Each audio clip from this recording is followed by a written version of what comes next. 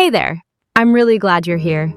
I don't know about you, but there have been days where I just stood in the middle of my living room, staring at stuff, knowing I should clean, knowing I wanted to feel better, and still not moving an inch, just stuck.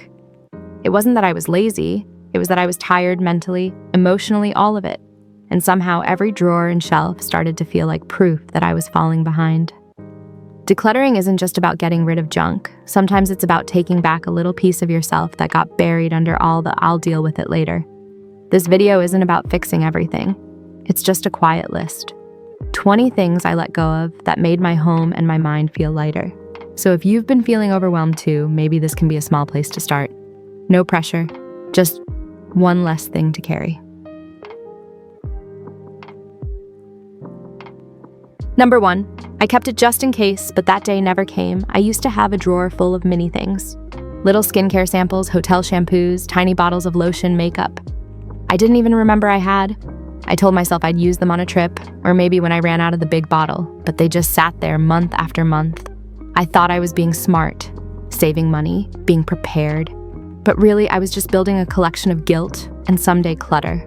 Every time I opened that drawer, I felt a tiny wave of failure, like I should be using them but didn't want to. One day, I dumped the whole drawer onto the bathroom floor. Anything I hadn't touched in 3 months went straight into a bag, most of it expired, or just unwanted. I kept one small bottle I genuinely liked. That's it. Since then, I've made a rule if I don't reach for it in regular life, I won't keep it just in case. Because let's be honest, when we really need something, we'll go get what works. Not dig through clutter hoping for a maybe. Tomorrow, I'll share some of the rules that helped me let go more easily, but this one was the start-stop, saving things for a version of you that never shows up. Let's talk about the next kind of clutter that hides behind pretty, the kind that seems harmless but slowly drains your peace. Number 2, the beautiful things that quietly exhaust you. Some things didn't pile up in drawers. They sat proudly on display because I thought they made my home look styled. Picture frames with quotes, vases with nothing in them, candles I never lit, trinket bowls that held nothing. I kept them because they looked good, or because they once matched a vibe I was going for. But over time, they became noise. I'd wipe a surface and have to lift 5 objects to get it clean. Nothing felt simple. Everything felt like effort. So I started with one spot, the console table near the door. I cleared it off completely. No styling, no layers, just a key tray and one framed photo I truly love. Walking in that night, the quiet hit me and it felt good. That empty space didn't feel bare. It felt like permission to breathe. That moment taught me I don't need to decorate every surface. I don't need to fill empty space just because it's there. Sometimes the most beautiful corner is the one that doesn't ask anything from you. Next, let's look at the kind of clutter that hides behind sentiment. The things you keep, not because they're useful, but because you feel guilty letting go. Number 3, gifts you didn't choose but still feel responsible for. I kept a mug with a quote I didn't like because a coworker gave it to me. I kept a scarf I never wore because it was from an old friend. I even kept a weird decorative plate because it was a gift from someone's vacation. I didn't love these things. I didn't use them. But I kept them anyway because they meant something to someone. And that made me feel like I had to carry them, like throwing them out would be disrespectful. But here's what I've learned. The object is not the person. Letting go of a gift doesn't erase the memory or the relationship. And keeping something you don't need out of guilt turns your home into a museum of obligation. One day, I boxed up everything I'd been keeping just to avoid feeling rude. I thanked those items in my head, not because I follow a method, but because it helped me move on. And I donated them. Someone else could love them now. Your home should reflect your life, not a collection of other people's choices. It's okay to keep 1 or 2 sentimental things, but you don't owe space to every gift you've ever received. In the next part, we'll talk about the invisible clutter of backups, duplicates, spares, and just-in-case items you've been holding on to, but haven't touched in months. Number 4, backups you never reach for, but still make space for. I used to keep 3 can openers. 2 were dull, 1 barely worked, but I told myself, what if the good one breaks? I had 2 garlic presses, 4 spatulas, and way more Tupperware than I had fridge space. I wasn't hoarding, I was being prepared. That's what I told myself. But the truth, I kept digging through things I didn't use just to find the one I actually did. Every drawer felt like a junk drawer. One weekend I tried something different. I pulled out all the duplicates, lined them up, then asked myself, which one do I always reach for first? I kept that one. The rest went into a box. I put it in the garage for a month. Guess what? I never missed them. I donated the whole box, and now every time I open that drawer, I can find what I need in 2 seconds. If you're always managing around your backups, they're not helping. They're blocking. Try this pick one drawer or shelf this week and let it be only what you actually use, not what you might need. In the next section, we'll talk about the stuff that doesn't live in drawers but weighs on you anyway. Clothes that no longer fit your body or your life. Number 5, clothes that don't fit and quietly remind you of who you're not anymore. I had a section in my closet I never touched. Jeans from 5 years ago, blazers from a job I no longer had, a dress I bought for a wedding that didn't happen. I kept telling myself, maybe I'll need it again, or worse, maybe I'll fit into it again. Every time I slid past those hangers, I felt a small sting. Not because I missed the clothes, but because I missed the version of me I thought I should still be.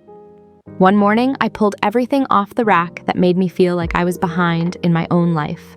If it didn't fit my body now or my lifestyle now, it went in a donation bag. I didn't try to force anything, I just let it go. What I noticed afterward was surprising.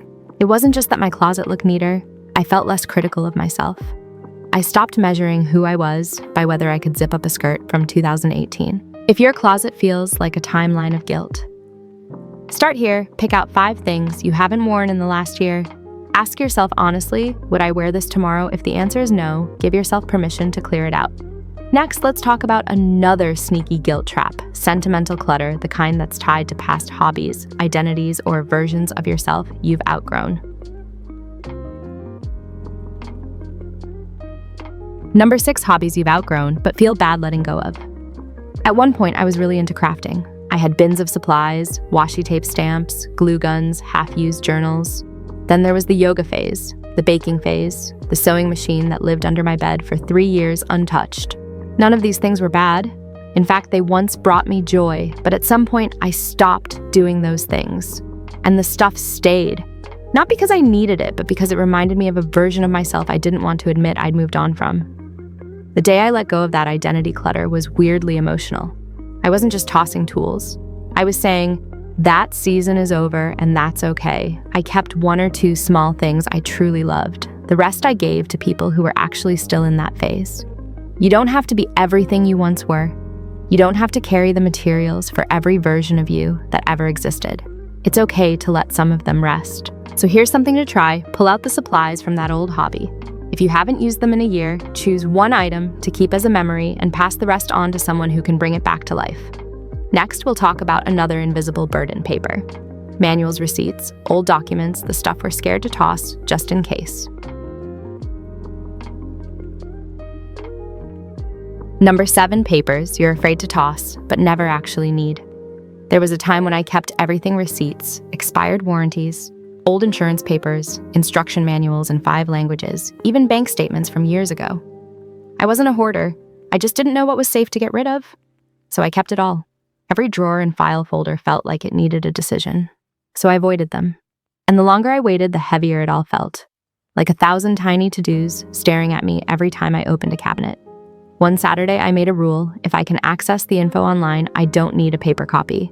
If I haven't looked at it in over a year and it's not legally important, it goes. I shredded a stack of papers that had followed me through 3 apartments. You don't need to go full minimalist, but if your drawers are packed with paper just in case, ask yourself, have I ever actually needed to find this? And if I did, could I have Googled it? Start with 1 small stack. Put on music, sort it in 10-minute chunks. You're not just clearing paper, you're clearing decision fatigue. In the next tip, we'll move from the hidden clutter to the stuff right under your nose, the kitchen, and all the just one more containers, tools, and duplicates crowding your daily routine. Number 8, kitchen tools you own in multiples but only ever use one. My kitchen drawers used to be full: 3 peelers, 4 spatulas, a stack of mismatched plastic containers with no lids, 2 whisks, 5 measuring cups, and somehow 6 wooden spoons. I told myself it was normal just in case guests came or I lost one or one was dirty. But the truth is, I always reached for the same peeler, the same spatula, the same 2 plates. Everything else just made it harder to find what I needed. One day I laid it all out on the counter. For every type of tool, I picked my favorite, the one I actually used. The rest went into a box and sat in the laundry room for a month. I never touched them again. That box went straight to donation. Now when I cook, I don't dig. I don't shuffle. I don't think twice. And cooking, which used to feel chaotic, now feels like a small, quiet rhythm. You don't have to be extreme, but try this: pick one drawer, one shelf. Ask yourself, which one of these do I always reach for? Keep that. Let the rest go. You're not losing tools, you're gaining peace. Next, we'll look at the silent clutter in your fridge and pantry: expired ingredients, duplicates, and food that lingers long after it's useful. Number 9. Expired food, forgotten ingredients, and the shame of waste. I used to open my pantry and feel 2 things: clutter and guilt. Jars of quinoa I never cooked, sauces I bought for one recipe and never used again, spices I didn't even like but kept because they weren't cheap. My fridge wasn't much better. Wilted herbs, half-open jars, leftovers I knew I wouldn't touch but couldn't bring myself to throw away. Every time I opened that door, it was like my unfinished intentions were staring back at me. One afternoon, I gave myself permission to let it go without judgment. I took everything out. If it was expired, it went. If it made me feel stressed, just looking at it, it went. I didn't scold myself, I just cleared it. Quietly. And you know what happened? I cooked more. I saw what I actually had. I didn't waste as much because I wasn't overwhelmed trying to work around what I didn't want to use. If this feels familiar, try this: pick one shelf. Start small. The spice rack, the top drawer of the fridge, that bin of mystery snacks. Toss what's expired, wipe it down. Make space for food that supports you, not food that guilts you. Next, let's head into one of the most sentimental zones in the house: the items we keep in storage just in case but never go back to. Number 10. Boxes you packed for later and never opened again. In every home I've lived in, there's always been that box. The one in the back of a closet, or under the bed, or in the garage. Taped shut, dusty, filled with things I swore I'd go through when I have time. Months passed, sometimes years, and the box stayed sealed. I couldn't even tell you what was inside, just that it felt heavy even when I wasn't touching it. One weekend I opened one. Inside, old notebooks, tangled cords, souvenirs from trips I barely remembered, and clothes I thought I might wear someday. None of it had a place in my life anymore. But the weight of it still... there. I gave myself permission to let it go, even if I didn't perfectly sort it. Some things I donated, some I recycled, some I just threw away. And when the space was empty, I didn't miss the stuff. I noticed the lightness. If you have a box like that one you've avoided for ages, don't wait for the perfect time. Just open it. Let it be messy, let it be emotional, but don't let it follow you into your next season of life. In the final tip, we'll return to the most important surface of all, the one you look at every morning: your bedroom. Let's talk about what truly belongs in the space where you start and end your day. Number 11, the bedroom clutter that steals your rest. My nightstand used to be a mess. A half-finished book I wasn't really reading, 3 lip balms, a phone charger tangled with old receipts, hair ties, hand cream, random notes. Nothing big, but altogether it felt like noise. I didn't realize how much it was affecting me until I cleared it. I wiped it down, put away what didn't belong, left just a lamp, a book I was actually reading, and a coaster for tea. That night, I slept better. Maybe it was the placebo effect, or maybe it was because the first and last thing I saw each day no longer whispered chaos. Your bedroom doesn't have to be perfect, but it should feel safe. It should feel like the one place in your home that doesn't ask anything of you. Start small, clear one surface: your nightstand. The top of your dresser, the floor next to your bed. Make it calm. Make it yours. You deserve that kind of peace. Let's wrap up by talking about what all these tiny shifts can add up to. Not just a tidy home, but a home that actually helps you feel like yourself again. Number 12, old tech, tangled cords, and the guilt of waste. I had a drawer full of dead devices, phones I hadn't turned on in years, chargers for things I didn't even own anymore, headphones with one side broken. Every time I opened it, I felt stuck. Not because I needed anything in there, but because I didn't know what to do with it all. It still works, kind of. Maybe I'll donate it. But what if there's something important on it? These thoughts kept me from taking action, so the drawer just sat, growing. One afternoon, I pulled everything out. I looked up where to recycle electronics near me. I wiped old devices clean, literally and digitally. I kept one charger that worked for multiple things. That's it. Now that drawer actually opens and closes. And when I do need a cord, I can find it in 2 seconds instead of digging through a mess of tech from 2012. If this sounds like you pick one device today, or one cord, if you don't know what it goes to, it probably doesn't need to stay. Next, we'll end with something a little different. Clutter you don't see, but definitely feel the mental tabs left open by unfinished tasks. Number 13, unfinished tasks that live on your surfaces. I used to leave things out so I wouldn't forget. A return I needed to make, a form I had to fill out, a bag I meant to drop off. They'd sit on the counter or the floor or the stairs, silent reminders of everything I was behind on. But instead of helping me remember, they just made me anxious. They didn't move. They didn't get done. They just sat there and whispered, "You're falling behind." One weekend, I picked up every item that represented an open task. I made a list. I didn't even do them all. I just wrote them down and gave each one a spot to rest: a folder, a basket, a drawer. Suddenly, my home felt like mine again. Your surfaces aren't to-do lists. They're not calendars. They're places to rest your coffee, your phone, your head. If everything you see is a reminder of what you haven't done, your home stops feeling like a place to breathe. Try this walk through your space and count how many items are sitting out because they represent a decision you haven't made yet.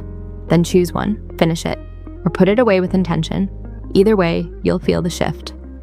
Now that we've talked through these 13 tiny but powerful decluttering moves, let's close things out with a quiet reminder of why this all matters, not just for your space, but for your peace. That's it. 13 small shifts that helped me clear not just my space, but my head. Some of these things took me 5 minutes. Others took weeks to finally face. But none of them required perfection. Just honesty, just a little willingness to say, this doesn't belong in my life anymore. If your home has felt heavy lately, you're not alone. You're not behind. You're not broken. You're just carrying too many decisions, and it's okay to put some of them down. Start with one drawer, one item, 1 square foot of space that could feel lighter tomorrow than it does today. And if you want more videos that make your home and your mind feel softer, simpler, more like you, I'd love to have you here. You can hit subscribe or just come back when you're ready. Either way, I'm glad you're here. And I hope you walk away feeling just a little more clear.